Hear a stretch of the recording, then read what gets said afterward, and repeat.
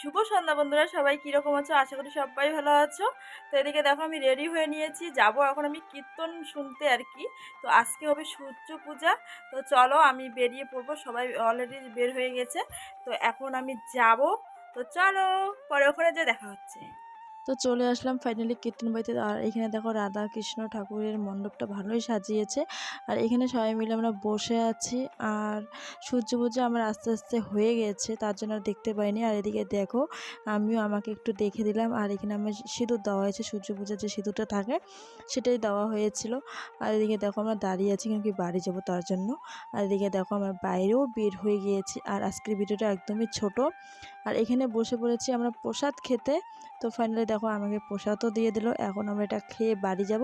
তো তো প্রসাদ খেয়ে আমরা বাড়িতে চলে এসেছি। আর সেরকমভাবে কিছু শেয়ার করতে পারিনি, কেন কি ইচ্ছা করছিল না ভিডিও করতে। তো মন একটু খারাপ ছিল, তোমরা জানোই তো দাদাভাই গিয়েছে।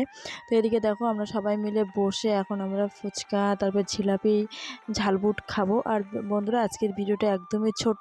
তো ভিডিওটাতে লাইক কমেন্ট শেয়ার আর কমেন্ট করে বেশি বেশি করে, তো আমি কমেন্টে রিপ্লাই দেবো।